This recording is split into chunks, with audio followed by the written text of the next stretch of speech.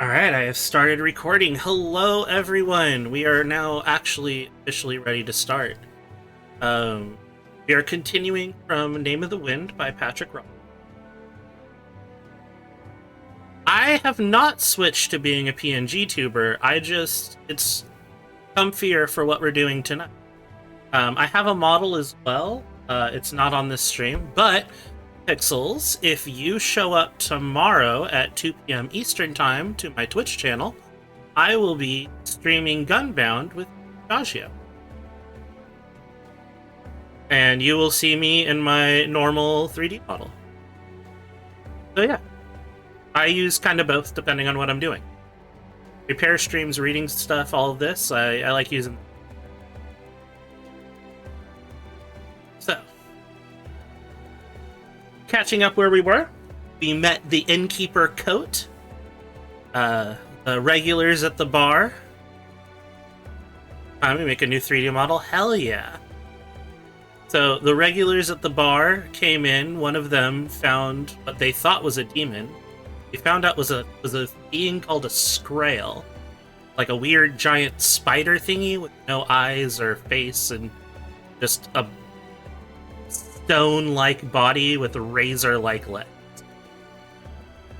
We got to meet Bast, who is the innkeeper's buddy and his the student of the innkeeper, who everyone in chat last time said was me, just because this guy likes to go around fucking everybody in town. I don't know why you all think Bast is me. Bast is not me.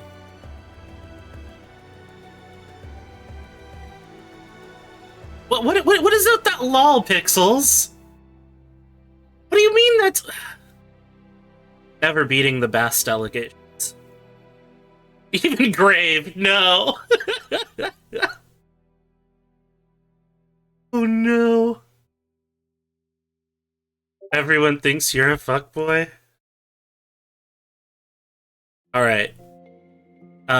So last we saw, the innkeeper also went to pick up an iron bar and an old leather apron from the blacksmith and stuff, saying he's gonna pull stuff from a bramble patch.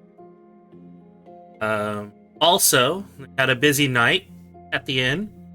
One of the people said that the innkeeper, Coat, reminded him of a man named Oath, which caused the innkeeper to say, "What are you talking about? That's not me. Wait, you think I look like him? That dude?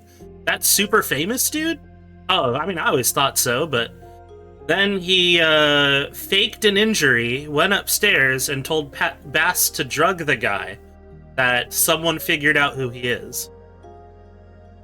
So, interesting bit. So that's what I remember. So, little thing for like the where we're at right now.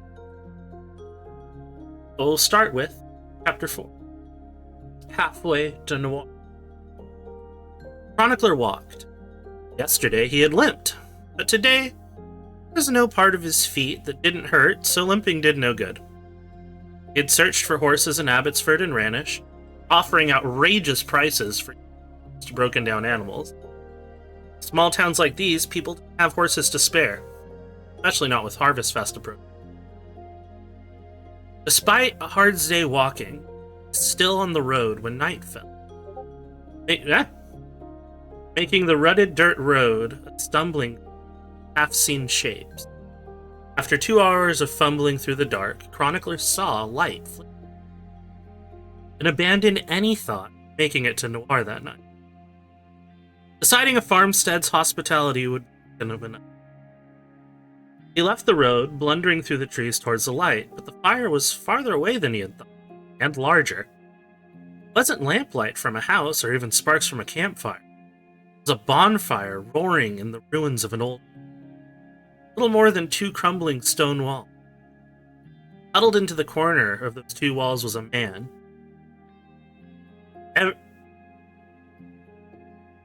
He wore a heavy hooded cloak, bundled as if it were full winter and not a mild autumn evening.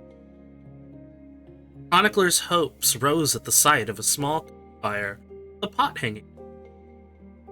But as he came close, he caught a foul scent and meat smoke. reeked of burning hair and rotting flowers. Chronicler quickly decided that whatever the man was cooking in the pot, he wanted none of it. Still, even a place next to a fire was better than curling up by the road. Chronicler stepped into the circle of firelight. I saw your... He stopped as the figure sprang quickly to its feet, sword held in both hands. Not a sword. A long, dark cudgel of some sort. Too regularly shaped to be pieces of firewood.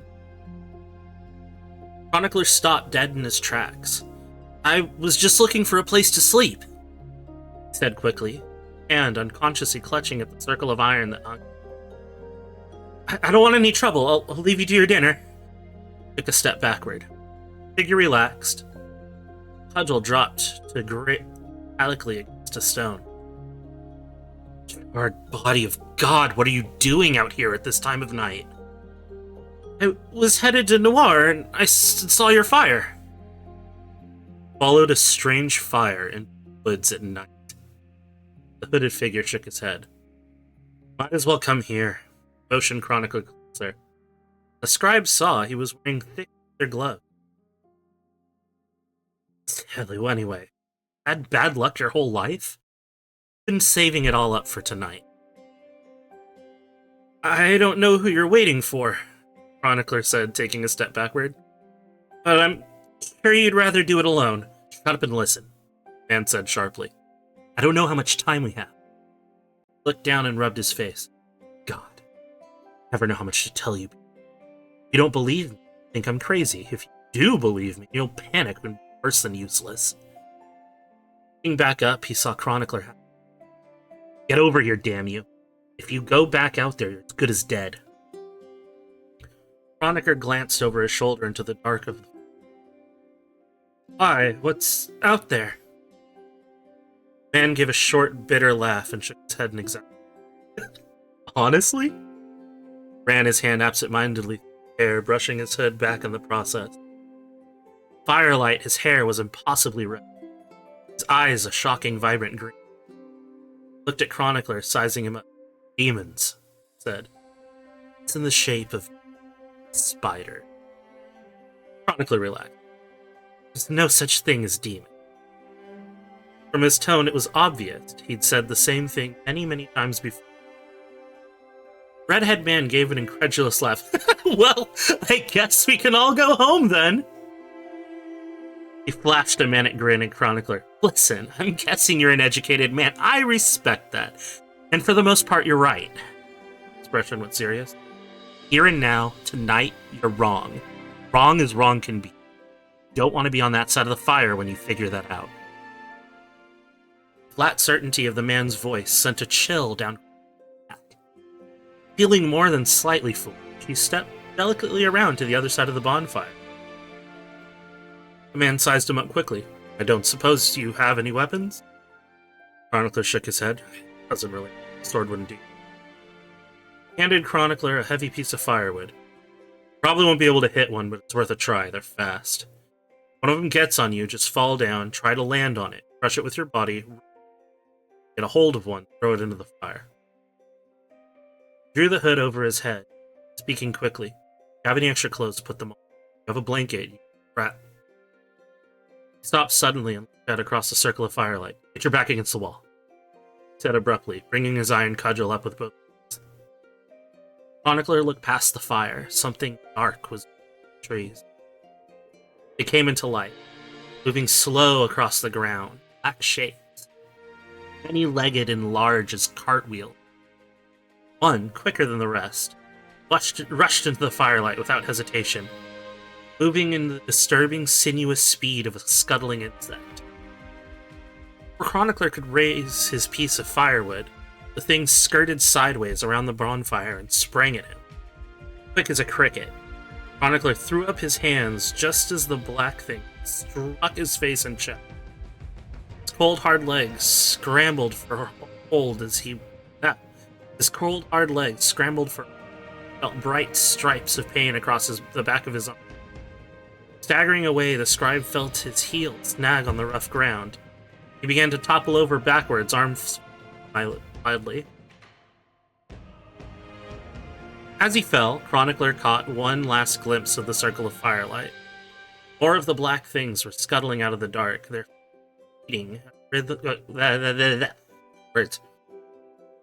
More of the black things were scuttling out of the dark, their feet beating a staccato rhythm against and rocks and leaves. The other side of the fire, the man in the heavy cloak, iron cudgel, ready with, stood perfectly still, perfectly silent, waiting. Still falling backwards, with the dark thing on top of him, Chronicler felt a dull, dark explosion. The back of his head struck the stone wall behind him. The world slowed. These streams like this, maybe I'd learn to read better. Yeah, that was part of why I wanted to do The other part is because this is like my favorite book series, and I really wanted to do a read of it. But like, I've read this so many times that like, I wanted to do something different. So I figured I'd read it to Waffle Muff. And then because, not everyone can make it every time. Of doing, put it to my. So if you want to catch the first bit of it, we have that already uploaded. See what happened. I gave a quick rundown of it. But yeah. The Chronicler opened his eyes to a massive dark shape firelight. Skull. Several lines of bitter pain. Dull ache at his left side. After a long moment of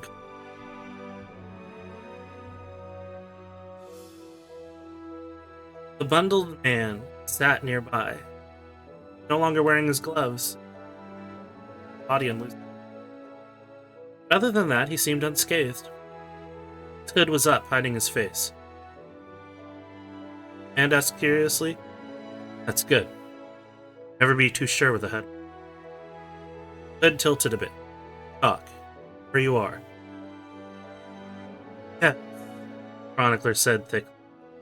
It seemed to take far too much effort to make a single word. "Better. Third time pays for all. Stand up and let burn and bury the body." Chronicler moved his head.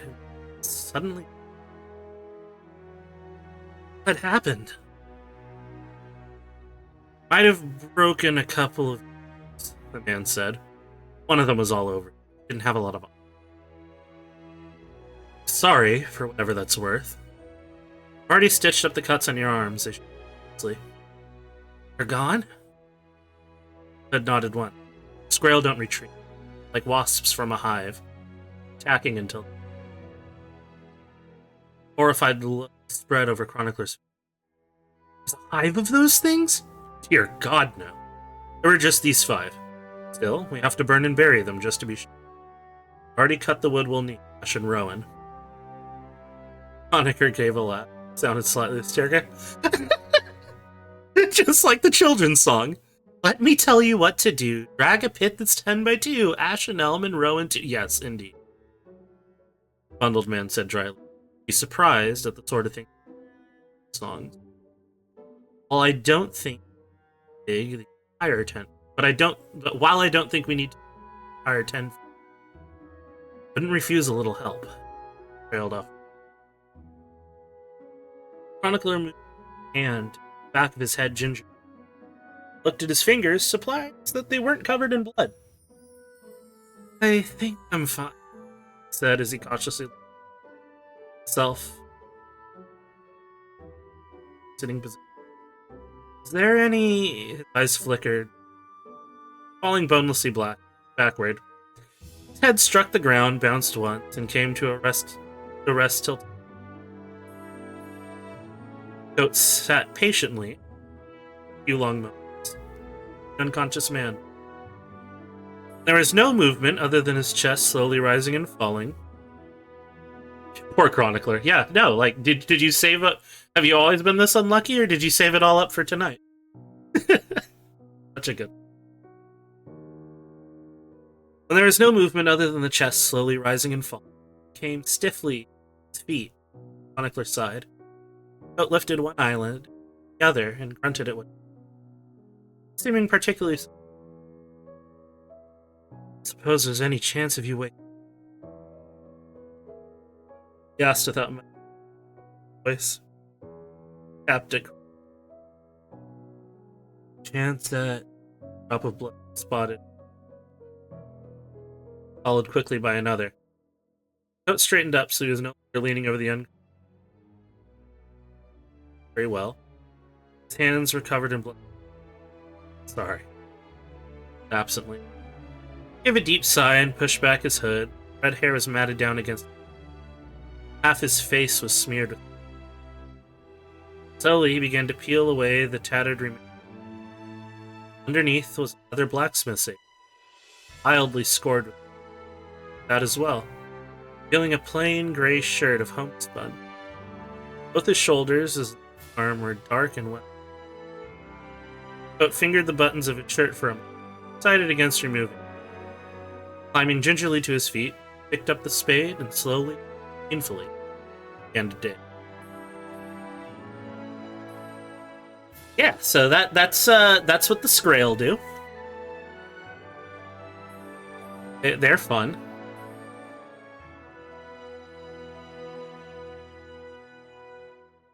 Chapter 5. It was well past midnight. Time Coat made it back to Noel. Chronicler's body slung across lacerated joints. Town's houses and shops were dark and silent. Waystone Inn was full. Bast stood in the doorway. Okay, I'm telling you all, I am not Bast. Bast stood in the doorway, practically dancing with irritation. When he spotted the approaching figure, he rushed down the street, waving a piece of paper angrily. A note? You sneak out and leave me a note? He hissed angrily. What am I, some dockside whore? Coat looked around and shrugged Chronicler's limp body into Bast's arm. You could just argue with me, Bast. Bast held Chronicler easily in front of him. It wasn't even a good note. If you're reading this, I am probably dead. What sort of note is that? Weren't supposed to find it till morning, said tiredly. They began to walk down the street to the inn. Bast looked down at the man he was carrying, noticing for the first time. What's this? Shook him a little, eyeing him curious. Alright, that's fine, Pixels. If you want, I can send you the link to the VOD once it's up. If you're curious. So it's a really cool story. So if you ever want a Morthm audiobook with a little bit of chat bullying him along the way, it'll be a fun watch. Bye, Pixel.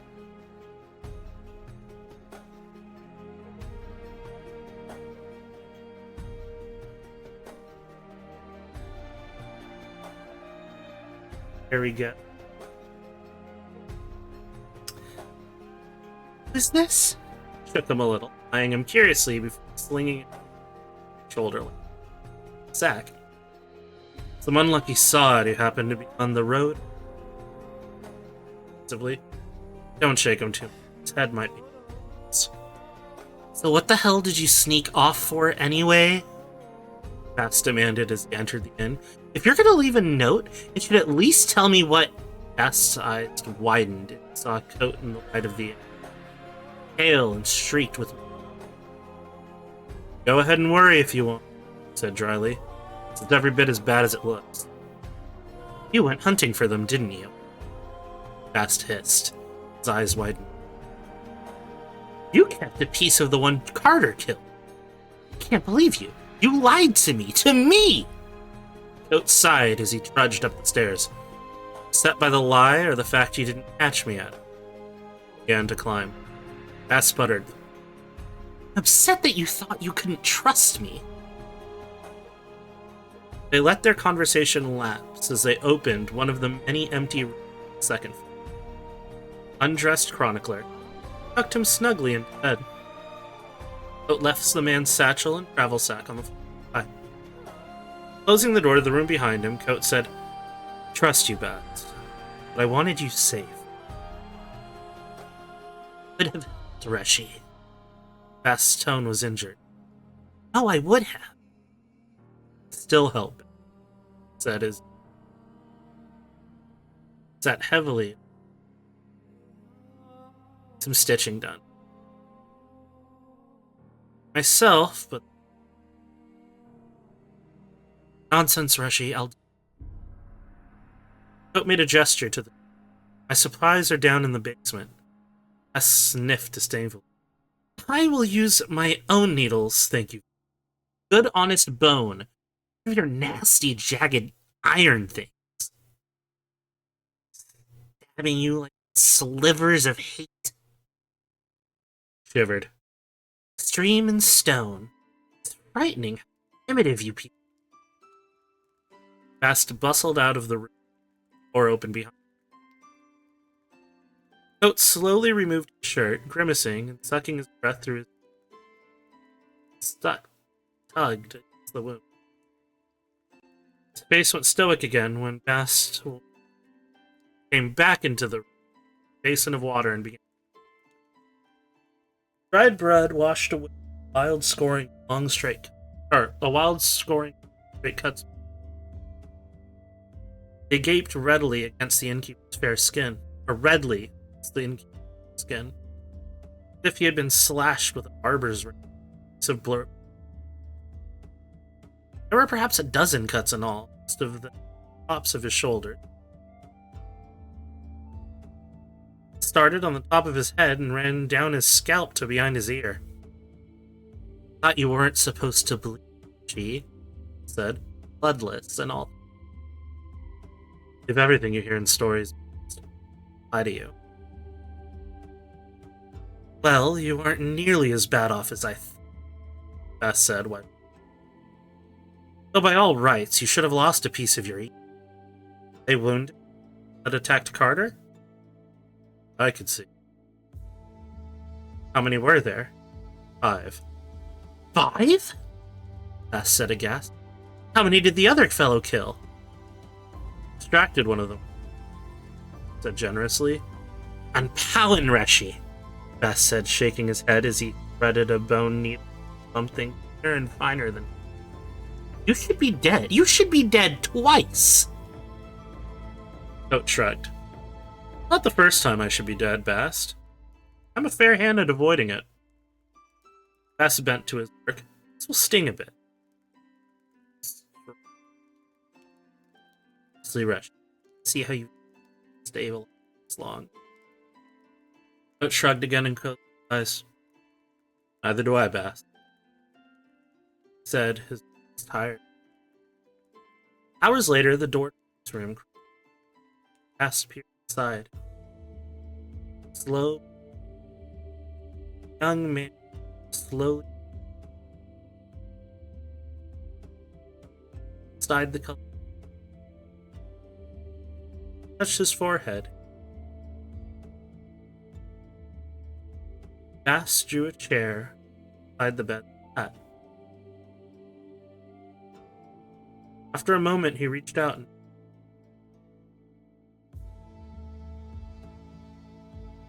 began to sing softly. Strange. Odd to. Then to. Knowing their bright soul, wind will have its way. But I could, my fire led.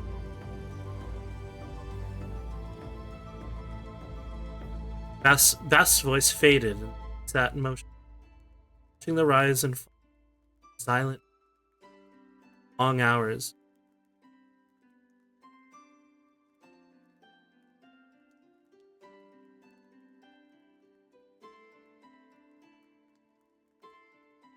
Bast is one of it. Not just because he fucks everyone.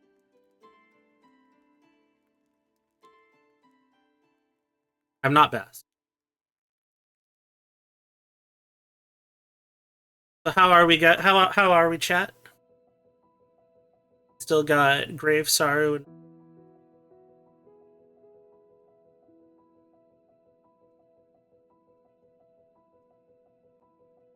Bast. Sure you aren't harem. I'm not a...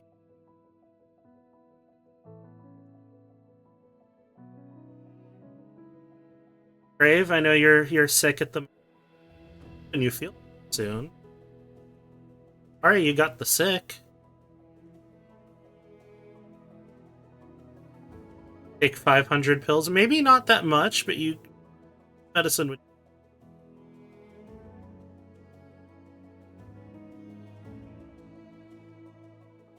How have you been, Saru?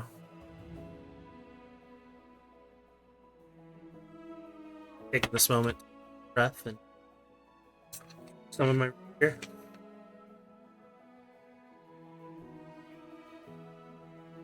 Pretty good, just P ranking stuff. Nice. Yeah, you were playing Overkill, right?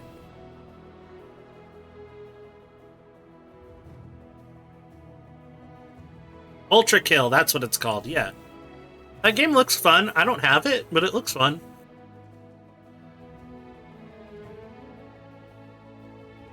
I remember watching you stream it before. Very interesting.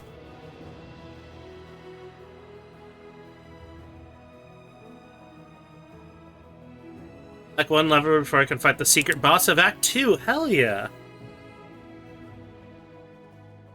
Alright, let's move on to Chapter 6. Price of Remembering. It was early evening the next day before Chronic Secret Boss's Sispus?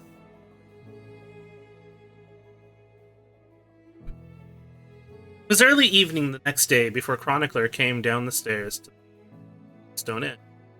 Pale and unsteady, he carried his flat leather satchel under one arm, but sat behind the bar, paging through a book. Ah, for unintentional guest, how's the head? Chronicler raised a hand to touch the back of his head. Throbs a bit, but when I move around too quickly. Oh, that throbs a bit when I move around too quickly, but it's still working. Glad to hear it, said. This is... Chronicler hesitated, looking around. Are we in Noir? Note nodded. You are, in fact, in the middle of Noir. Made a dramatic sweeping gesture with one hand. Thriving metropolis. Home to dozens.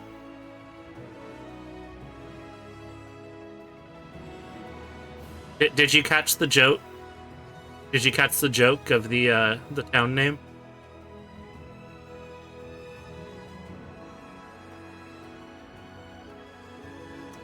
Motherfucker put a pun as the town name.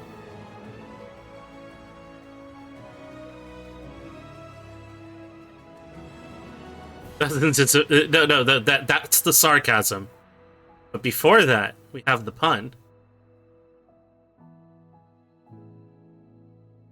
Yeah, he is in fact in the middle of Noir.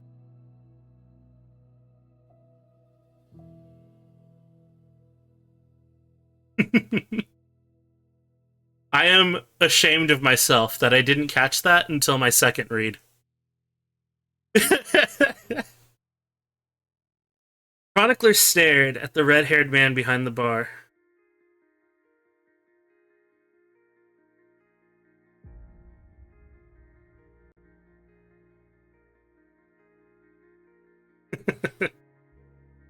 Chronicler stared at the red-haired man behind the bar. He leaned against one of the tables for support. God's charred body, said Brother. It's really you, isn't it? The innkeeper looked puzzled. Pardon? I know you're going to deny it, Chronicler said, but what I saw last night... The innkeeper held up a hand. Discussed the possibility that you've addled your with that crack to the head. Tell me, how is the anyway? Chronicler asked, irritated. I wasn't heading to Tinue, I was... Oh. Aside from last night, the roads have been pretty rough. I was robbed off by Abbotsford. I've been on foot ever since. It was all worth it, since you're actually here. The scribe glanced at the sword hanging over the bar and drew. His expression became vaguely. I'm not here to cause trouble, mind you. I'm not here for the price on your head. He gave a weak smile. I could trouble you. Fine. Keeper interrupted as he pulled out a white cloth. Who are you then? You can call me Chronicler. Ask what I could call you, he said. What is your name? Devin. Devin Lockhees. Goat stopped polishing the bar. Looked up. Lockhees? Are you related to the dude? Goat trailed off, nodding to himself. Yes, of course. You're not a chronicler. The chronicler. Stared hard at the balding man, looking him up and down. How about it? Or how about that? The great debunker himself. Chronicler relaxed slightly. Obviously pleased to have his reputation precede him. I wasn't trying to be difficult. I haven't thought of myself as Devin and left that name behind me long ago. Gave the innkeeper significance. I expect you know something of yourself. Goat ignored the unspoken question. I read your book years ago. Mating habits of the common Dracus. Quite the eye-opener for a young man with his head full of stories. Sitting down, he began moving.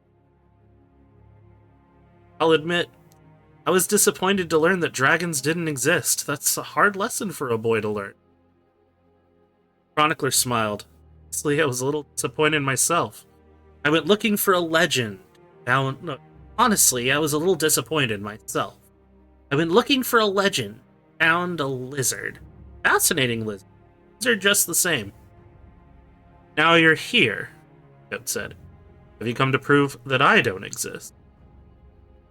Chronicler laughed nervously. No, you see, we heard a rumor. Goat interrupted. Been traveling with an old friend of yours, Scarpy. Taken under your wing, has he? Taken you under your wing, has he? Goat said to himself. About that, Scarpy's apprentice. More of a colleague, really. Goat nodded, still expressionless. I'd have guessed he would be the first to find me. Rumor mongers, both of you. Chronicler's smile grew sour. He swallowed the first word that came. Struggled for captures. So what can I do for you? Goat said, aside the clean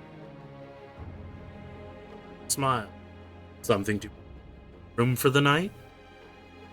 Chronicler hesitated. I have it all right here. Goat gestured expansively behind the bar. Old wine, smooth and pale, honey mead, dark ale, sweet fruit liquor, plum, cherry, green apple, blackberry? Goat pointed out the bottles in turn. Come now, surely you must want something. As he spoke, his smile widened, showing too many teeth for a friendly. All the same, his eyes grew cold, angry. Chronicler dropped his gaze. I thought that... Thought? Goat said derisively, dropping all pretense to smile. I very much doubt it. Otherwise you might have thought... Bit off the word. Of how much danger you were putting me in by coming here. Chronicler's face grew red. I heard that Kvothe was fearless. Oh, wait, hotly. Chronicler's face grew red. Well, I heard that Kvothe was fearless, said hotly. The innkeeper shrugged. Only priests and fools are fearless. I've never been on the best terms with God. Chronicler frowned, aware that he was being baited. Listen, continued Chronicler. He was extraordinarily careful. Except Scarpy knew it was coming.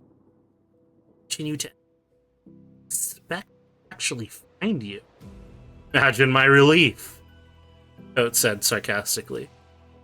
Obviously disheartened, spoke. I'll be the first to admit that my coming here may have been a mistake. Paused, giving Goat the opportunity to protect him. Goat didn't. Chronicler gave a small, tight sigh and continued. Yeah. Only priests and fools are fearless. I've never been on the best of terms with... Oh, you think that's good? This book is full of great one-liners. That is one of my favorites.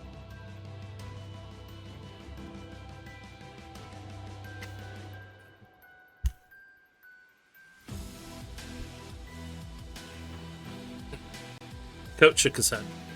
Wait, no. Chronicler gave a small, tight sigh and continued. Done is done. Won't you even consider... Coach shook his head. That was a long time ago. In 2 years, Chronicler protested. I'm not what I was. Coach continued. Remember, stay hydrated. I just took a sip of my root beer.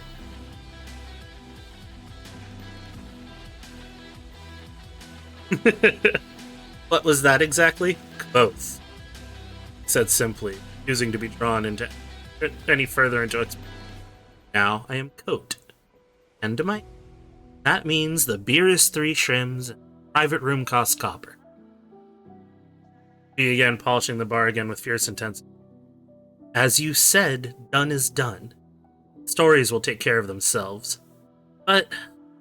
Coat looked up, and for a second Chronicler saw past the angry surface of his eye. For a moment, he saw the pain.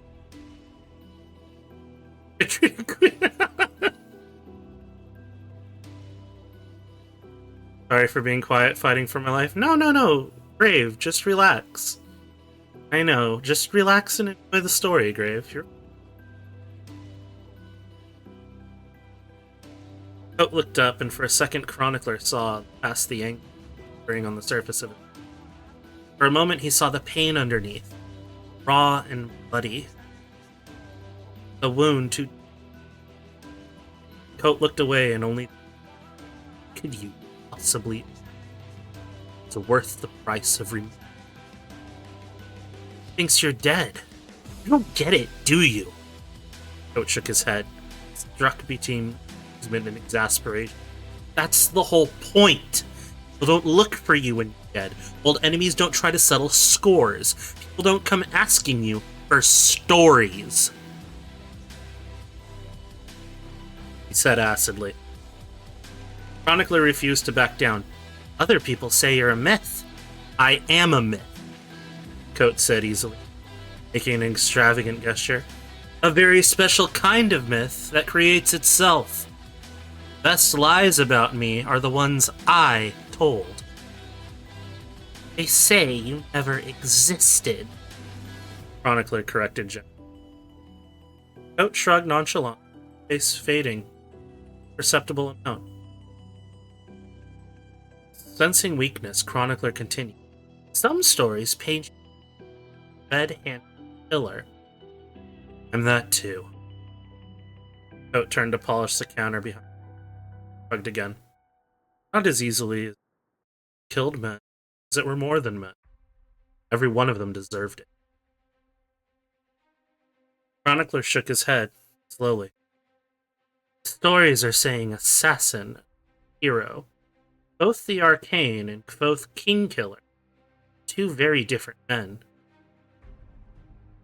Coat stopped polishing the bar and turned back to the room. Nodded once without. Some are even saying that there's a new Chandrian. A fresh terror in the night.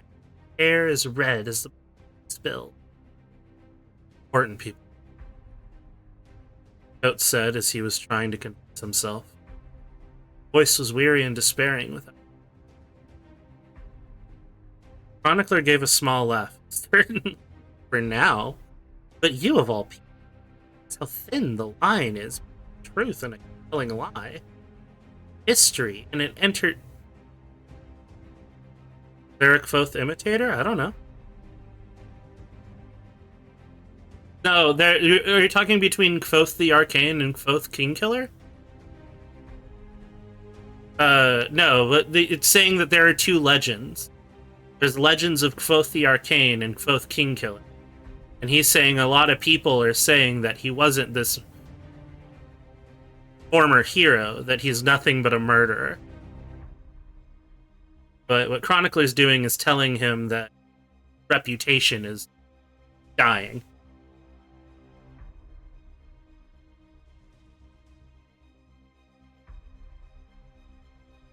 Someone using her... that hasn't been brought up in the books at all, so I have no idea.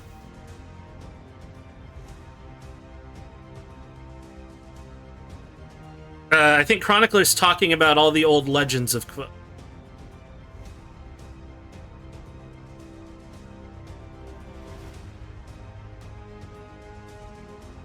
Okay.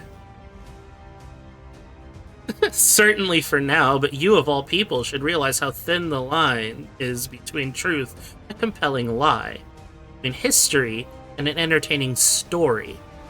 Chronicler gave his words a minute to sink in. Well, given time. Coat remained facing the back wall, flat on the counter.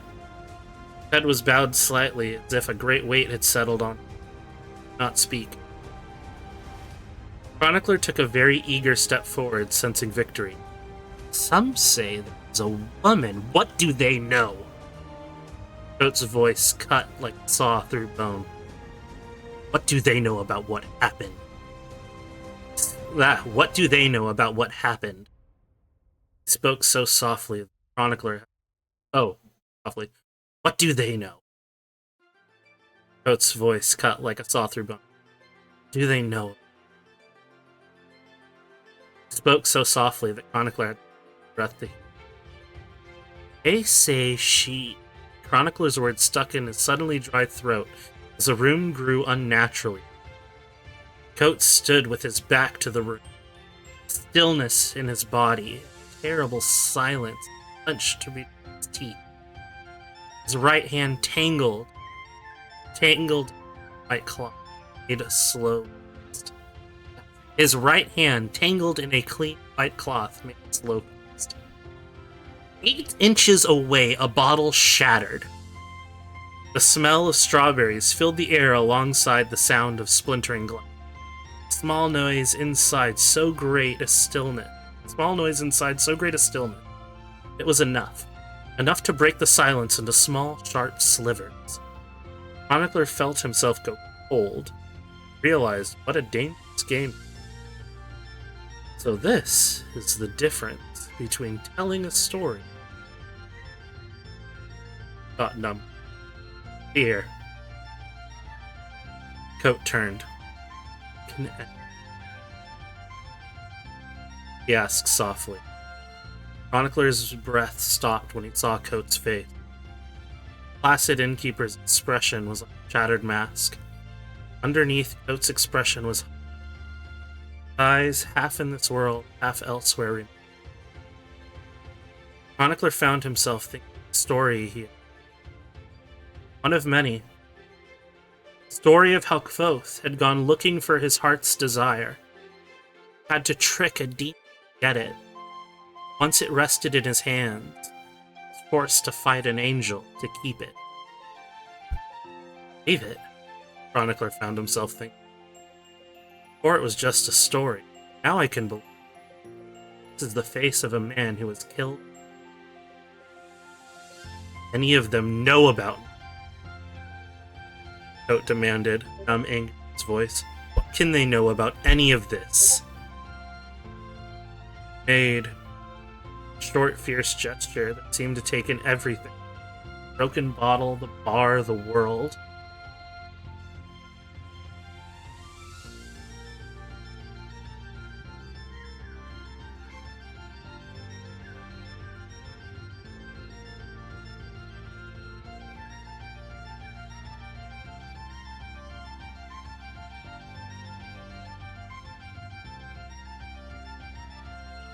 Chronicler swallowed against the dryness in his throat. Only what they're told. Tap, tap, tap. Liquor from the broken bottle began to patter regular. Side of a clever. It's my own best trick against me. Story. Stitch.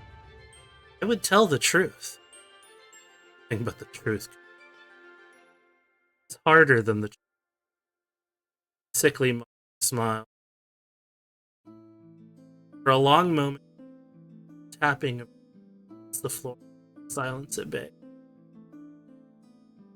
Finally, Coat walked. Chronicler stood awkward. Sure what not he had dismissed. A few minutes later, Coat returned. Soapy walked. Storyteller's direction. Methodically. One at a time, Coat wiped their bottom strawberry wine, set them on the bar between himself and King for a myth,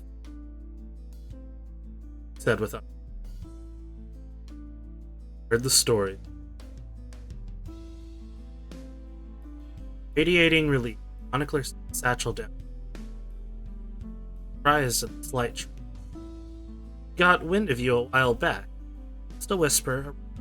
Didn't really expect. Chronicler paused suddenly on. Damn. Chronicler looked puzzled. Didn't say anything. Brings you to the work. This little appointment with the Earl of Braden. Chronicler said, but days from now, Treya. Her pause mid. Expect to make it to the Earl. He asked quietly. I am behind schedule. Chronicler. My horse was stolen near Abbotsford, and set the wind, darkening sky. But I'm willing to lose some sleep. I'll be off in the morning, out of your hair. Well, I wouldn't want to lose you any sleep, Coat said sarcastically. It's grown up. Tell the whole thing in one. It is true. I can tell the whole thing in one. Throat.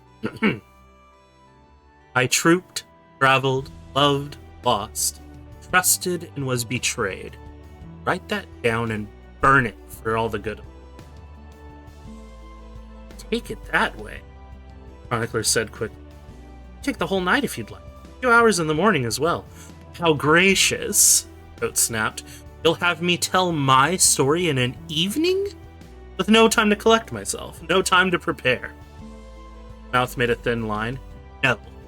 Go dally with your Earl. I'll have none of it. Chronicler spoke quickly. Well, certain you'll need. Yes. Coat set a bottle down hard on the bar. Or set a bottle down hard on the bar. That's a weird sentence. Coat set a bottle down hard on the bar. Hard. Okay. Safe to say I'll need more than that. We'll get none of it tonight. Real story takes time to prepare. Chronicler frowned nervously and ran his hands through his hair. You can send tomorrow collecting your story. He trailed off sight and out the side of Coat and shaking his head. After a pause, he started again, almost talking himself. I kick up a horse and all day tomorrow, most of the night. So the following day. Rubbed his forehead. Riding at night, but I will need days, said. Quite sure of it. Chronicler bland. Earl? Coat waved a hand to one needs 3 days, Chronicler said firmly. I interviewed Orrin Velsitter. Orrin Velsitter, mind you. He's 80 years old and has done 200 years worth of living. 500 if you count the lies. He sought me out, Chronicler said with particular emphasis. He only took 2 days. That's my offer, Innkeeper said simply. I'll do this properly or not at all. Wait, Chronicler brightened suddenly. I've been thinking about this all backwards, he said, shaking his head at his own foolish. Just visit the Earl and then come back. You can have all the time you like. I could even Scarpy back with me. Coat gave Chronicler profound disdain. Slightest impression that I would be back. Guessed incredulously. For that matter, what makes you think you're free to simply walk out of here, knowing what you... Chronicler went very still. He swallowed and started again. Are you saying that the story will take 3 days? Starting tomorrow. That saying. Chronicler closed his eyes and ran his face. Zero would be furious, of course, telling what back in his good graces. The only way still, That's the only way I can get it. I accept. Glad to hear it. Smile. Come now. Is 3 days really so unusual? Chronicler's serious expression returned. 3 days is quite unusual. Then again, some of the self-importance seemed to leak out of him. Then again, made a gesture to show how useless words are. Quoth. The man who called himself Coat looked up from behind his bar. Full-lip smile around his mouth. Spark. Seemed taller. Yes, suppose I am. Said I.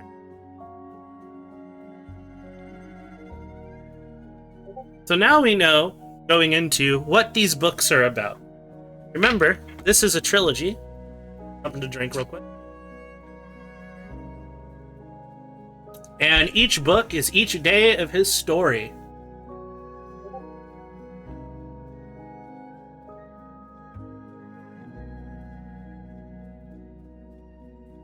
This story will take... Book 2 is my personal favorite. It happens in day 2 of the story. Book 3 isn't out yet.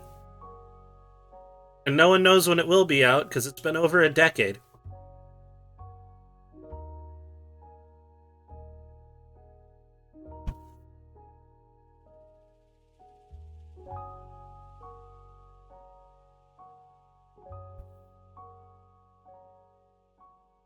Yeah. No. The entire book is 1 day of him telling... This book is about Kvoth's life. We hear day one of him telling the story. Second book is day 2 of him telling his story. Yeah.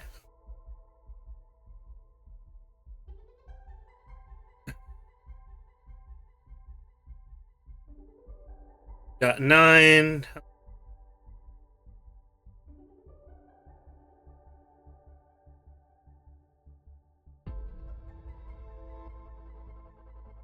Okay.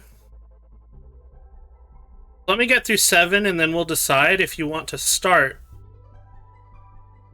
it. We're getting into Quoth's story. And I kind of want to leave that for the other one. So we'll do 7, and then see where we're at if we want to keep going.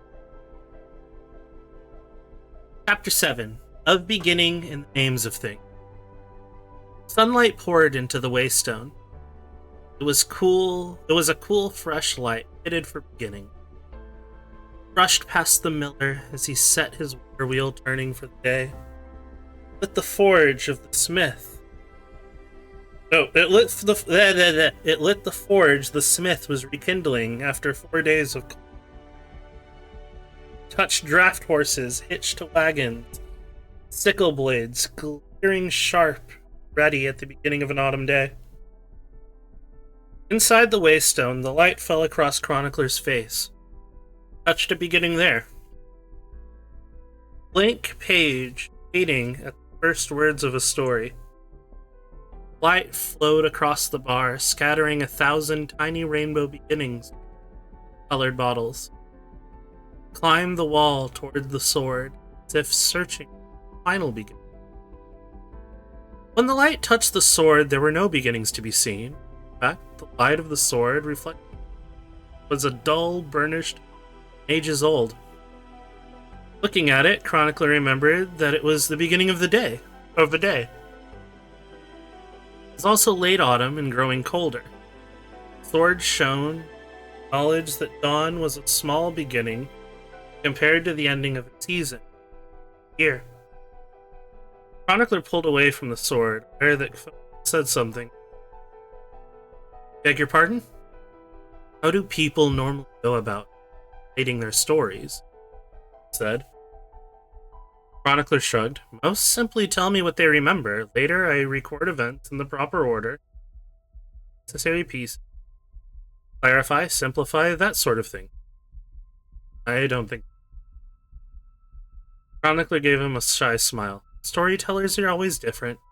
They prefer their stories to be like. They also prefer an attentive audience. I usually listen and record later. I have perfect, nearly perfect, doesn't quite suit me. Oat pressed a finger against his. How fast can you write? Chronicler gave a knowing smile. Faster than a man can talk. Both raised an eyebrow. See that. Chronicler opened his satchel, brought out a stack of fine white paper and a bottle of ink. After arranging them carefully, a pen and expectantly. Both sat forward in his chair and spoke quickly. I am, we are, she is, he was, they will be. Chronicler, I can do that. I am, we are, she is, he was, they will be. Chronicler's pen danced and scratched down the pages. Quoth, I, Chronicler, I, Chronicler, do hereby avow that I can neither read nor write. Supine, irreverent, jackdaw, quartz, lacquer, egoliant, linta soren hea. Linta lu soren hea. There was a young widow from Phaeton, whose morals were hard as a rock. She went to confession for her true obsession. Both leaned farther forward to watch his broke. Interesting. Oh, you stop. Chronicler smiled and wiped his pen on a piece of cloth. The page in front of him held a comprehensible symbol. Some sort of cipher? Heard aloud. Done too. That you don't spoil my pages. Turn the sheet, look at the writing more carefully. Never spoil. Chronicler said haughtily. Both nodded. Egoliant me? Chronicler asked. Oh, nothing. I made it up. I wanted to see if an unfamiliar sound. Stretched. Not just that. You'll see. Oh, nothing. I made it up. I wanted to see if an unfamiliar word would slow you down.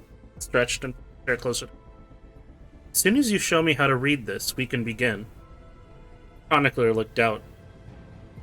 It's a very complex thing, quoth Brown, he said. I'll try. Chronicler drew a deep breath and began to write a line of symbols as he spoke. There are 50 different sounds we use to speak. A symbol consisting of strokes. It's all sound. I could conceivably transcribe a language I don't even understand. Pointed out. There are different vowel sounds. Vertical lines, both said, looking. Yes, he writes phonetically.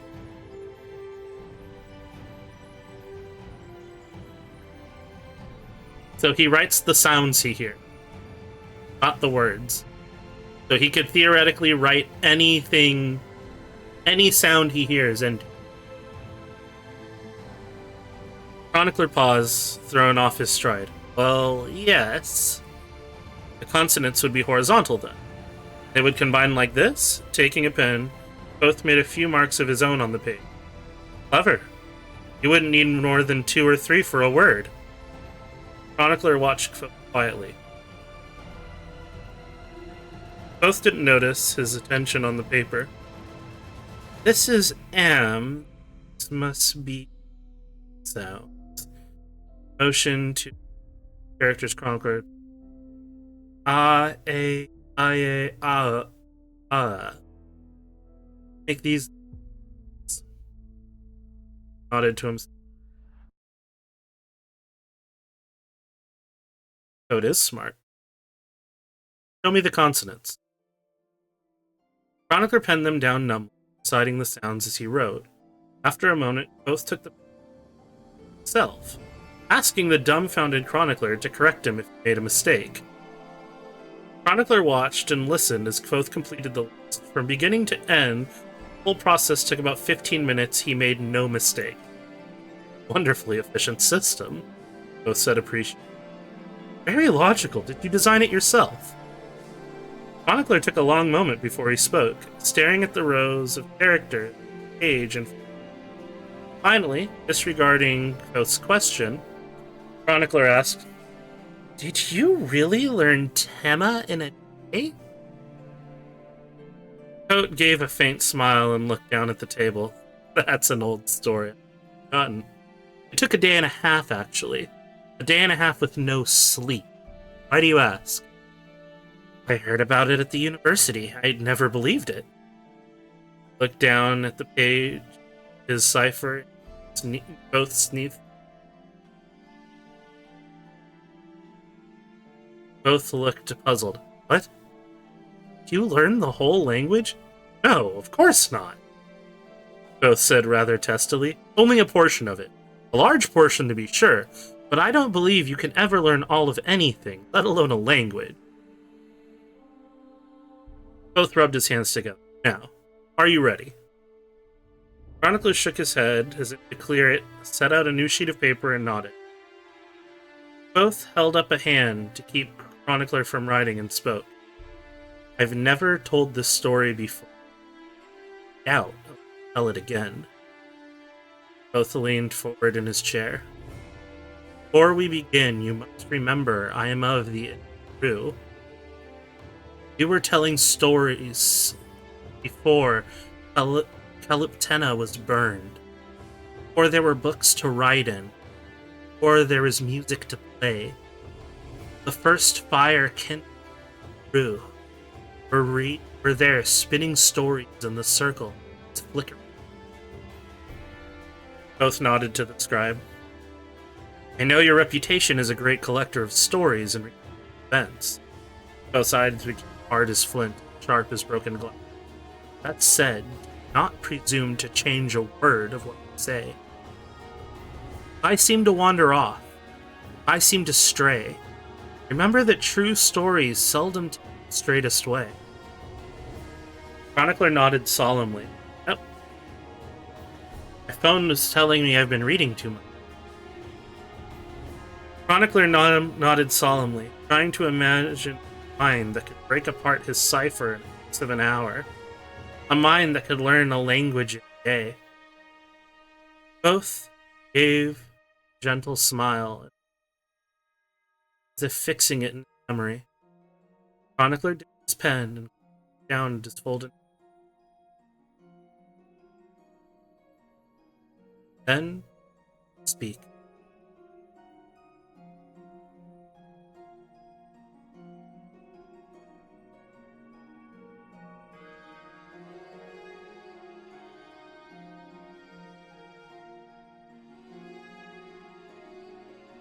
In some ways, it began when I heard singing. Twinning, sing with me. Voice was like a portrait of her soul. Spy. Harp is shattered. Sweet. Both shook it. No, it began at the university. I went to learn magic, the sort they talk about in story. Magic like Taborlin the Great. I wanted to learn the name of the wind. I wanted fire and lightning. I wanted answers to 10,000 questions and access to their archives. What I found at the university was much different than a story. I was much dismayed. Then I expect the true beginning lies in what led me to the university. Expected fires at 20. Man with eyes like ice at the bottom. The smell of chandra. Yes. Suppose that's where it all began. Story about the Chandrian. Both shook his head as if to free himself from some dark thought. But I suppose I must go further even better. This is to be something resembling my Book of Deeds. Spare the time, and it's worth it, not flatteringly, some amount of accuracy. But what would my father say if he heard me telling a story this way? Begin at the beginning! Very well. You are to have a telling. Let's make it a proper one. Both sat forward in his chair. In the beginning, as far as I know, the world was spun out of the nameless void by Aleph. who gave everything a name, or depending on the version of the tale, found the names of all things already possessed. Chronicler let slip a small laugh, though he did not look up from his page or pause in his writing. Both continued, smiling himself. I see you laugh. Very well, for simplicity's sake, let us assume I am the center of creation. In doing this, let us pass over innumerable boring stories. Rise and fall of empires, sagas of heroism, ballads of tragic love. Let's hurry towards the only tale of any real importance. Smile. Fine. My name is Kvothe. Pronounced nearly the same as Quoth. Names are important, as they tell you a great deal about a person. Had more names than anyone has a right to. Yadam call me Maja, which, depending on how it's spoken, can mean the flame, the thunder, or broken tree. The flame is obvious, if you've ever seen me. I have red hair, bright. If I'd been born a couple 100 years ago, I'd probably have been burned as a demon. Keep it short, but it's unruly. Left to its own devices, it sticks up and makes me look as if I've been set afire. Thunder. I attribute to a strong baritone and a great deal of stage training at an early age. I never thought of the broken tree as very significant. In retrospect, it could be considered partially prophetic. My first mentor called me Elir, because I was clever and I knew it. My first real lover called me Lator, because she liked the sound of it. I have been called Shadakar, Lightfinger, and Six String. I have been called Kvothe the Arcane, Kvothe Kingkiller. I have earned those. Fought, paid for them. When I was brought up as Kvothe, father once told me it meant to know. I have, of course, been called many other things, most of them uncouth, although very few were unearned. I have stolen princesses back from sleeping Pharaoh kings. I burned down the town of Traben, spent the night with Felurian, and left with sanity in my life. I was expelled from the university at a younger age than most people are allowed in. I tread paths by moonlight that others fear to speak of during the day. I have talked to gods, loved women, and written songs that make minstrels weep. You may have heard.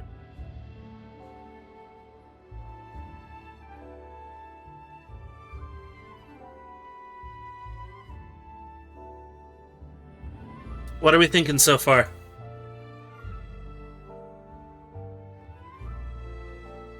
What do you think of who Kote really is?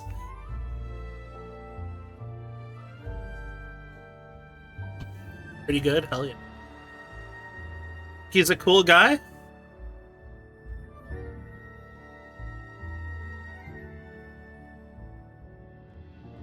Definitely more than an innkeeper. Oh, you're fine, sorry.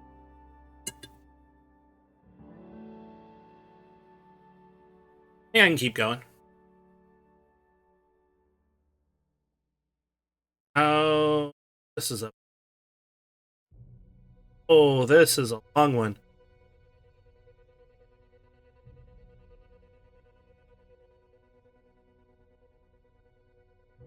So here's the question. We are at a good stopping. Also pretty early.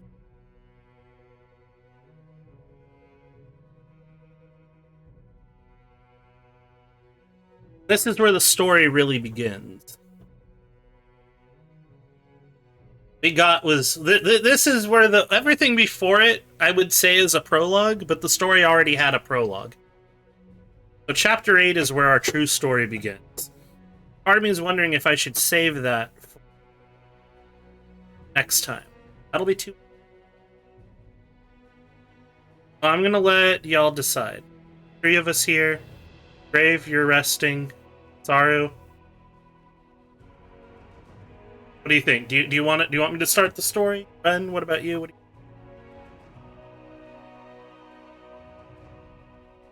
Want to keep going? Okay. You like the story, Ren?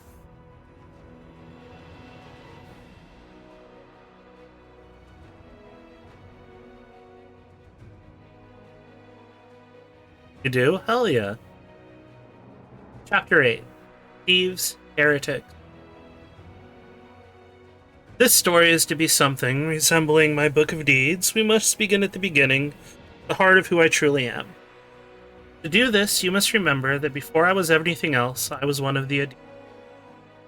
Contrary to popular belief, not all traveling performers are of the Rue. My troupe, not some poor batch of mummers japing at the crossroads with pennies, signing for our suppers. We were court performers, Lord Greyfellow's. Our arrivals in most town were more of an event than the midwinter pageantry Sullenade games rolled together. There were usually at least 8 wagons in our, well over 24 performers, actors and acrobats, musicians and hand magicians, jugglers and jesters, my family. My father was a better actor and musician than any you have ever seen. My mother had a natural gift for words. They were both beautiful. Dark hair and easy. They were down to their bone. That really is all that needs to be said. Perhaps that my mother was a noble before she was a trooper. Told me my father had lured her away from a miserable and dreary hell. Sweet music, sweeter words. I can only assume she meant 3 Crossing, where we went to visit relatives when I was very young. Once. My parents were never really married, which I meant they never bothered making their relationship official with any church. Not embarrassed by the fact. They considered themselves married and didn't see much point in announcing it to any government or god. Based! I respect that. Any truth, they seemed more content and faithful than any officially married couples I've seen since. Our patron was Baron Greyfellow. His name opened many doors that would to the Imaru. Return, we wore his colors, green and gray, added to his reputation wherever we went. One year, we spent 2 span at his manor, entertaining him in his household. A happy childhood. Growing up in the center of an endless fair, my father would read great monologues during the long wagon rides between, reciting mostly from memory. Voice would roll down the quarter mile. I remember reading along, coming in on the secondary. My father would encourage me to try particular sections myself. I learned to love the fields. Mother and I would make up songs together. Other times my parents would act out romantic dialogues. I followed along in books. It seemed like games at the time. Did I know how cunning being taught? I was a curious child, quick with questions and eager to learn. Acrobats and actors and teachers. Little wonder that I never grew to dread lessons as children. Roads were safer in those days, but most folk still travel with sake. Supplemented my education, learned an eclectic smattering of Commonwealth law from a traveling barrister. I realized he was lecturing an 8-year-old. I learned woodcraft from a huntsman. Traveled with session. I learned the sordid inner working of courtesan. My father used to say, call a jack, call a spade, always call a whore a lady. Lives are hard enough, and it never hurts to be polite. Hatteras smelled vaguely of cinnamon. 9 years old. Fascinating. Exactly knowing why. He taught me I should never do anything private I didn't want talked about in public. Cautioned me not to talk in my sleep. Then there was Abinthy, first real teacher. He taught me more than all the others, set end to end. Not for him, I'd never become the man I am today. I will ask that you not hold it against him. He meant well. You'll have to move along, the mayor said. Camp outside town and no one will bother you, as long as you don't start fights or wander off with anything that isn't yours. Gave my father significant. Then be on your merry way tomorrow. No performances, they're more trouble than they're worth. We are licensed, father said, pulling out a folded piece of parchment. The inner pocket of his jacket. Charged to perform, in fact. The mayor shook his head and made no motion to look at our writ of patronage. Makes folk rowdy, he said firmly. Last time there was an unholy row during the play. Too much drinking, too much excitement. Folks tore the doors off the house, mashed up the tables. All belongs to the town, you see. The town bears the expense of the repairs. This time our wagons drawing attention. Rip was doing some juggling. Marion and his wife were putting on an impromptu. I was watching my father in the back of our wagon. We certainly don't want to offend you or your patron, the mayor. However, the town can ill afford another evening such as that. Gesture of goodwill, willing to offer you a copper each, 20 pennies to be on your way, not make any trouble for us. Now, you have to understand that 20 pennies might be a good bit of money for some ragamuffin tree mouth, but for us it was simply insulting. He should have offered us 40 to play for an evening. Free use of the public hall, a good meal, beds at the inn. The last we would graciously decline, as their beds were no doubt loud. Our wagons were not. Father was surprised or insulted. Or if my father was surprised or insulted. Pack it up, shouted over one soldier. Trip tucked his juggling stones into various pockets without so much as a flourish. There was a disappointed chorus from several dozen townsfolk stopped mid-shape or packed away. The mayor looked relieved. Brought out his purse and pulled out 2 silver pennies. Be sure to tell the Baron of your generosity, my father said carefully as the mayor laid the pennies into his hand. The mayor froze mid-motion. Baron? Baron Greyfellow. My father paused, looking for some spark of recognition from the mayor's face. Lord of the Eastern Marshes. Umdumbran by Therion. In the Widdicont Hills. Father looked around the horizon. We still are in the Widdicont Hills, aren't we? Well, yes, the mayor said. But Squire Samalan. Oh, we're in Samalan's thief! My father exclaimed, looking around as if now just getting his bearings. Thin gentleman, tiny little beard? Brushed his chin with his... The mayor nodded, dumbly. Charming fellow, lovely singing voice. Met him when we were entertaining the Baron last midwinter. Of course, the mayor paused significantly. Might I see your writ? Watched as the mayor read it. Well, my father had not bothered to mention the majority of the Baron's titles, such as the Viscount of Morthm, Lord of Trelliston. The upshot was this. It was true that the Squire Semalan controlled this little town and all around it. Semalan owned fealty directly to Greyfellow. In more concrete terms, Greyfellow was the captain of the ship. Semalan scrubbed the planking and saluted him. The mayor refolded the parchment and handed it back to my father. See. That was all. I remember being stunned when the mayor didn't apologize or offer my father more. My father paused as well, then continued. City is your jurisdiction, sir, but we'll perform either way. We'll either be here or just outside the city limit. Can't use the public house, the mayor said firmly. I won't have it wrecked again. You can play right here. Father pointed to the market square. Be enough space and keeps everyone right here in town. The mayor hesitated, though I could hardly believe it. He sometimes chose to play on the green because the building was enough. Two of our wagons were cages. Eventuality. But my whole 11 years of memory, I barely count on both the time we've been forced to play the green. We'd never played outside city limits. We were spared that. The mayor nodded at last, gestured my father. slipped out of the back of the wagon and moved. I'm gonna check one thing. My phone. I'm gonna go and look at. I have the same book,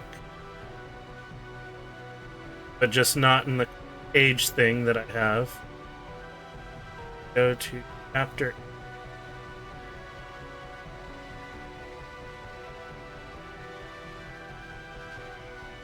That's why.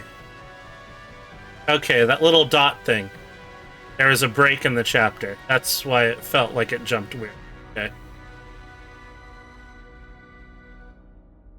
Go back to...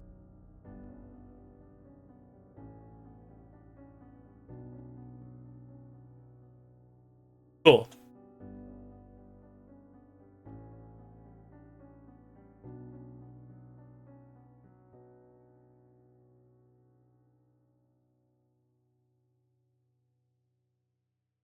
Well, we were spared that. The mayor nodded at last and gestured my father closer. Slipped out the back of the wagon and God-fearing folk around here. Nothing vulgar or heretical. Had a double handful of trouble with the last troop that came through here. Fights. Missing their laundry. What if Branson's daughter's got herself in the family way?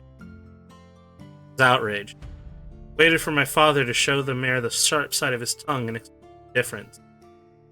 Here, traveling steel. Would never let things so out of control. Drunks ruin them. My father did nothing of the sort. He just nodded and walked back to our wagon.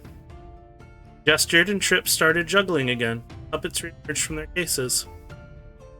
Came around the wagon, he saw me standing, half hidden beside the horses. Guessing you heard the whole thing from the look on your face, he said with a wry grin. Let it go, my boy. Gets full marks for honesty, if not for grace. Just says out loud what other folks keep in the quiet of their hearts. I think I have everyone stay in pair. I knew it was the truth. Still, it was a hard pill for a young boy to swallow. He said scathing, as if he were offering us charity. It was the hardest part of growing up a demon. Strangers everywhere. Many folks view us as vagabonds. Others deem us a little more terrorists and whore. It's hard to be wrongfully, but it's worse when the people down in you. Odds who had never read a book, traveled more than 20 miles to the place they were born. Father laughed and roughed my hair. Just pity him, boy. Or just pity him, my boy. Tomorrow we'll be on our way, but we'll have to keep our own disagreeable company. Oh, tomorrow we'll be on our way, but he'll have to keep his own disagreeable company. He dies. He's an ignorant blatherskate, I said bitterly. Laid a firm hand on my shoulder. No, I'd said enough. This is what comes of getting too close to Aeter, I suppose. Tomorrow we'll head south. Greener pasture, kinder folk, prettier women. Kept an ear toward the wagon. Nudged me with his elbow. I can hear everything you say, my mother called sweetly from the side. My father grinned and winked. So what play are you going to do? Asked my father. Nothing vulgar, mind you. There are God-fearing folk in these parts. Looked at me. What would you pick? I gave it a long moment's thought. I'd play something from the Brightfield cycle. Forging of the Path or some such. Father made a face. Not a very good play. I shrugged. You won't know the difference. Besides, it's chock full of Telu, so no one will complain about it being vulgar. Looked up at the sky. Let's hope it doesn't rain on us halfway through. Father looked up at the clouds. Well, still, there are worse things than playing in the rain. Playing in the rain and getting shimmed on. The mare hurried up to us, moving at a fast walk. There was a thin sheen of sweat on his forehead, as if he'd been puffing a little, as if he'd been running. I talked it over with a few members of the council, and we decided it would be quite all right for you to use the public house if you would care to. Father's body language was perfect. Perfectly clear he was offended, but far too polite to say anything. Well, I certainly wouldn't want to put you out. No bother at all. I insist, in fact. Very well, if you insist. The mayor smiled and hurried away. That's a little better. Sighed. No need to tighten our belts yet. Halfpenny a head, that's... Oh. It's doing another skip.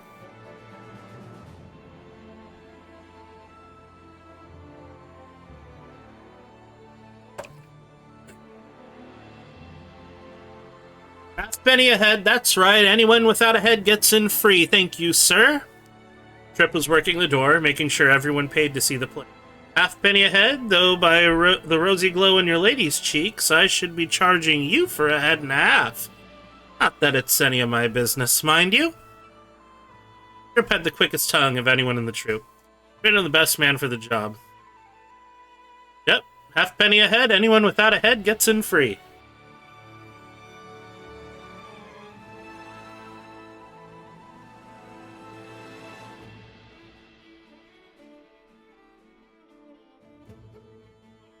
Alright, Trip had the quickest tongue of anyone in the troop, which made him the best man for the job, making sure no one tried to fast talk or bully their way inside. Wearing his green and gray jester's mask, Trip would say just about anything and get away with it. Hello, Mum, no charge for the little one, but if he starts to squawk, you better best give him the tit quick or take him outside. Trip carried his unending patter. That's right, halfpenny, sir, yes, empty head still pays full price. So funny. Well, it was always fun to watch Trip work. Most of the attention was on the wagon. It was always fun to watch Trip work. Most of my attention was on the wagon that had rolled to the other end of town about a quarter hour ago. The mayor had argued with the old man driving it, then stormed off. Now I saw the mayor heading back to the wagon, accompanied by a tall fellow carrying a long cudgel. Constable, unless I missed my guess. My curiosity got the better of me, and I made my way toward the wagon, doing my best to stay out of sight. Mayor and the old man were arguing by the time I got close enough to hear. Or arguing again by the time I got close enough to hear. Constable stood nearby looking irritated and anxious. I told you I don't have a license. You don't need a license. Does a peddler need a license? Does a tinker need a license? You're not a tinker, Mayor said. Don't try to pass yourself off as one. I'm not trying to pass myself off as anything, Snap. I am a tinker and a peddler. I am more than both. I am an arcanist. Great dithering heap of an idiot. My point exactly, Mayor said doggedly. We're God-fearing people in these parts. We don't want any meddling with dark things, better left alone. You don't want to trouble your kind can bring. My kind? The old man said. What do you know about my kind? There probably hasn't been an arcanist through these parts in 50 years. We like it that way. Just turn around and go back the way you came. Like hell am I spending a night in the rain because of your thick head, the old man said hotly. I don't need your permission to rent a room or do business in the street. Now get away from me or I'll show you firsthand what kind of trouble my kind can be. Fear flashed across the mayor's face before it was overwhelmed by rage. He gestured over one shoulder at the constable. Then you'll be spending a night in jail for vagrancy and threatening behavior. We'll let you on your way, and in the morning, if you learn to keep a civil tongue... We'll let you on your way in the morning if you've learned to keep a civil tongue in your head.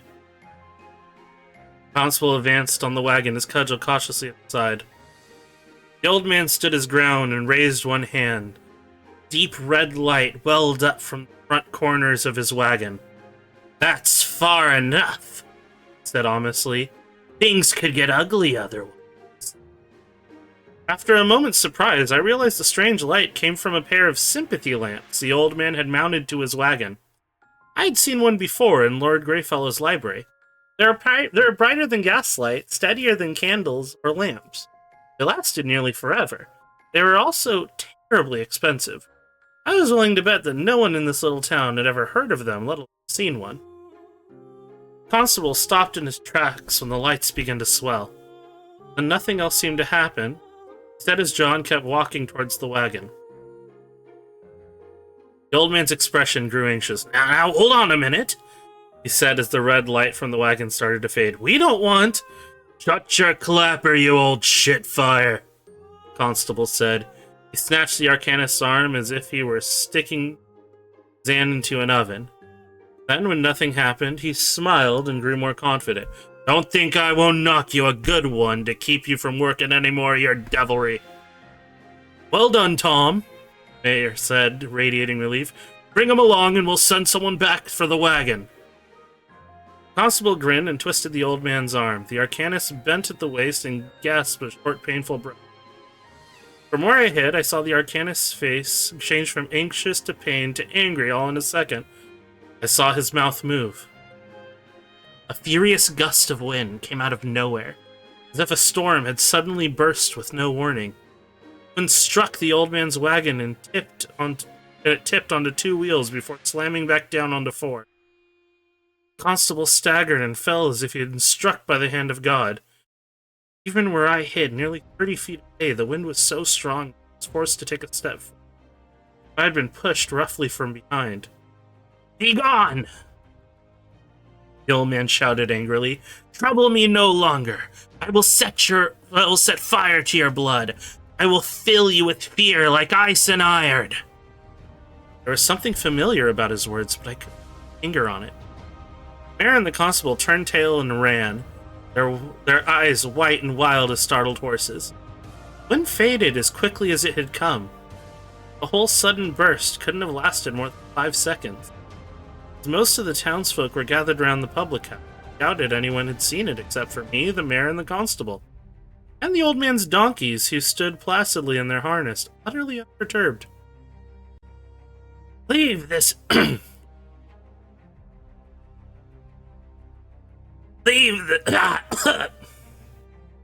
Leave this place clean of your foul presence, the Arcanist muttered to himself as he...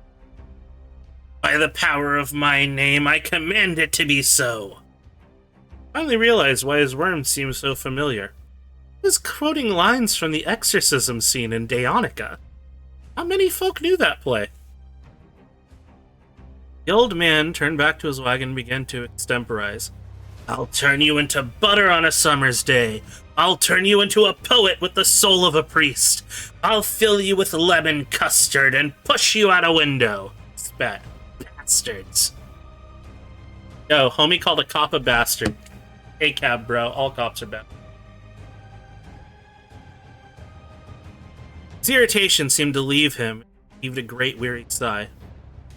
That couldn't have gone much worse. And muttered his shoulder, arm, the constant. Come back with a mob behind him? For a second, I thought the old man was talking to me. Then I realized the truth. He was talking to his donkeys. I don't think so either, he said to them. I've been wrong before. Let's stay near the edge of town and have a look at the last of the oats, shall we? Clambered up to the back of the wagon and came back down with a wide bucket and nearly empty burlap. Intense.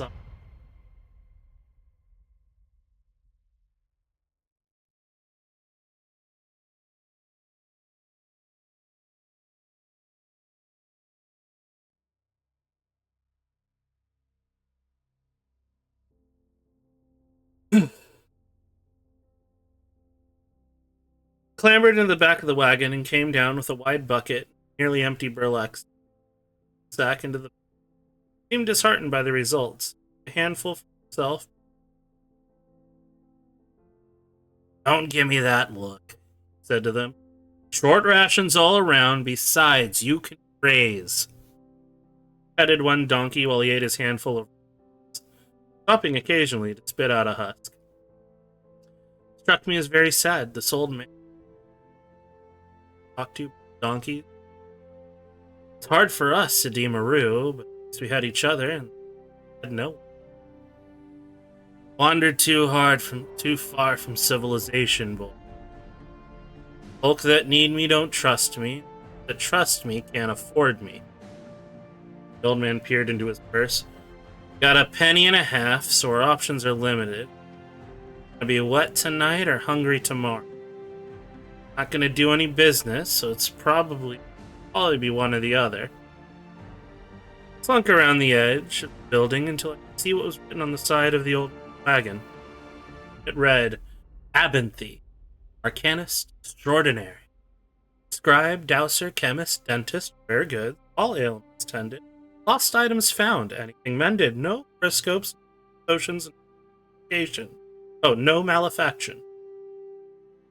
Abinthy noticed me as soon as I stepped out from behind the building where I had been hiding. Hello there, can I help you? You've misspelt ailments, I pointed out.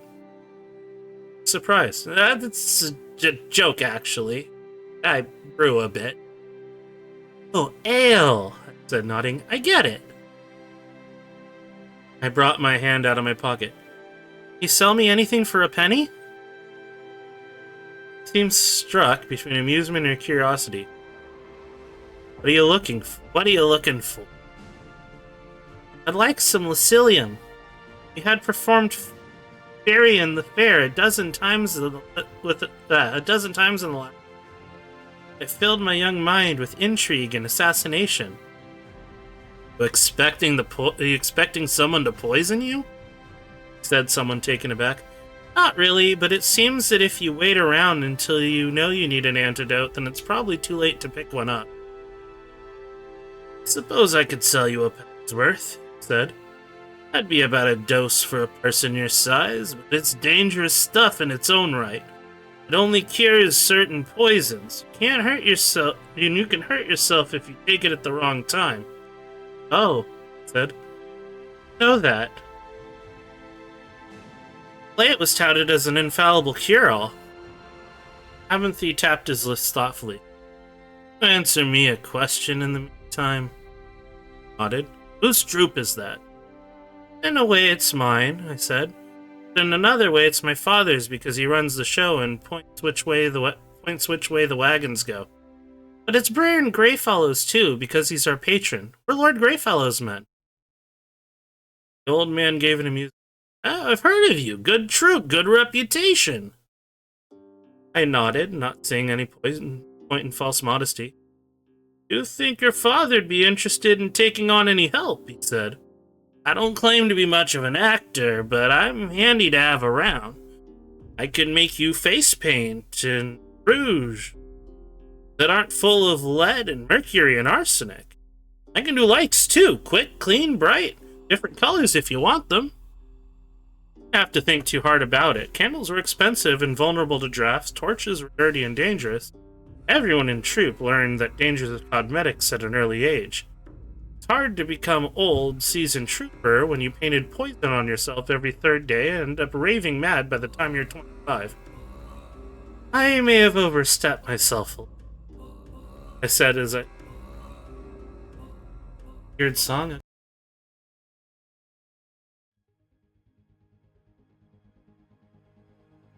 Alright. I held up my hand for him to shake. Let me be first to welcome you to the troop. This is to be a full and honest account of my life. I felt I should mention that my reasons for inviting Ben into our are not entirely alternate. It's true that quality cosmetic and lights were a welcome. It's also true I felt sorry for the old city. I had seen Abinthy do something I could not explain. Strange and wonderful. That not his trick with the sympathy lines. I recognized for what it was. Showmanship. Left to impress ignorant townsfolk. What he had done afterward was different. Call wind. It's magic. Real magic. Sort of magic I've heard about in stories of Taborlin the Great.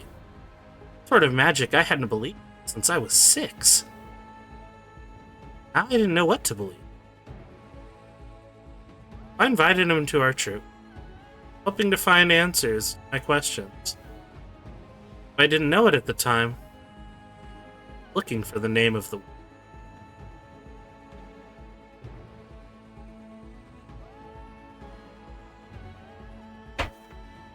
I think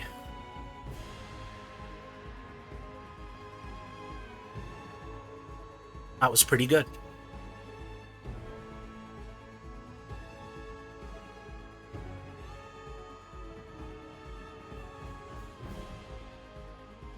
Oh, yeah, no, we're at chapter 9 out of 92.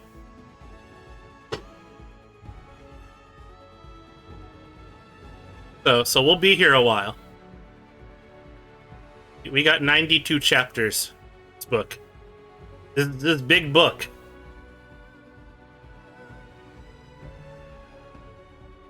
And the next one's even longer. Yay!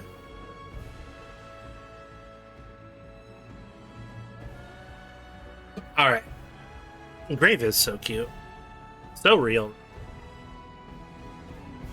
So I think I am going to call it here. My throat's starting to hurt. I've been reading for 2 hours. I think it's a good spot to call. I just took a drink. I just finished off my root beer. Good root beer.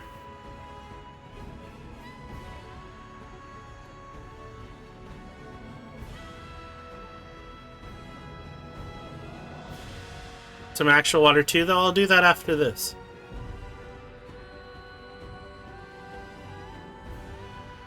So yeah, I think call it there. Remember, I am streaming tomorrow at 2 p.m. Eastern Time. It's 1 p.m. Central Time, because I'm pretty sure the 3 of you are Central Time. I'll be playing Gunbound with Yuzu Adagio. That's going to be fun. Yeah. I think we had a good time. Good story. I think we're at a good stopping point. Next chapter is Riding in the Wagon with Ben. That'll be cool. Glad you liked the story, Ren. Alright. Any of you are watching on YouTube? Follow my channel.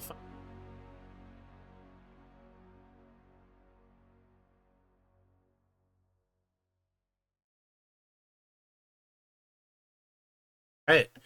And if you'd like to join the Waffle Muffins Discord server, as the Waffle Muffins Discord server is where I do these. I will be back, not next week, but the week after, as I do these bi-weekly. And we will continue on with Riding the Wagon with Ben, Chapter 9.